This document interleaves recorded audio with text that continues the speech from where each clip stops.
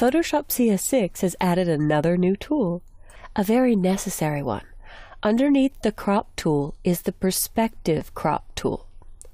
Now this used to be a checkbox or an option on the traditional crop tool in CS5 and earlier, but a lot of people weren't discovering it. If I select the perspective crop tool, I want to remove the nightclub from this image, and I'm going to click once at each corner, and I can manually map where I would like this to crop, using the natural perspective of the building to determine what to keep and what to get rid of. Once I let go, I might want to zoom in with Command plus or Control plus, and I love Shift Tab to hide my panels on the right, but leave the toolbar up so I can focus on the image. There we go. I'll scroll over.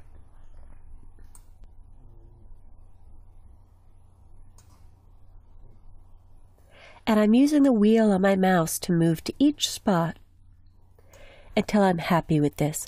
Often I'll crop a little bit of the building out just to make sure there's no gray along the edges. And here I've got that red portion popping in. So I might decide visually to get rid of that as well. I think I'm happy with this. So I'll pull this down a hair, hit Command 0 or Control 0 to fit in window, and press Return or Enter to see the crop with perspective. Now I missed a bit over here, but I'm going to let it go. You could try this with your own images. And here's another way to use the perspective crop tool.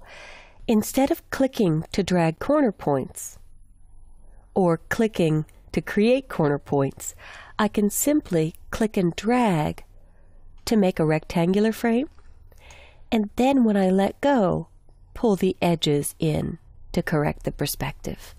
With this image, I'm going to use a little bit of the sidewalk and the street here to create the angle. But to avoid the building getting too thin at the top, I will correct this back to widen it a bit, using my best judgment. And when I'm happy with all the corners, I'll leave this little bit extra in because I can use Content Aware Fill to fix it. I'll press Return or Enter to do the crop. Beautiful. And I'll grab my Magic Wand tool, which is underneath the Quick Selection tool. Click once on the white, select, modify, expand by 10 pixels, edit, fill, Content Aware, which was added in CS5, and I can't live without these days. And I'll deselect, Command D or Control T. You would never know that that was missing.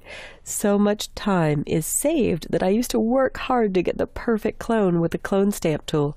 Now just let Photoshop do the hard work. Let it do the heavy lifting. So with these two images, I have done a perspective crop to make it look as if I was almost straight on shooting it. In fact, I could make the top of the building a little bit wider, but I want to give the feel of the height of this building, so a little bit of scaling down towards the top, as if I were looking up at it from the street, is desired for the look and feel that I want for this image. So grab some of your own shots, preferably buildings, but anything shot at a low angle, and try out Photoshop's new Perspective Crop tool to see how you can just get the perfect image out of something that you love that isn't quite in the right perspective for your intended use.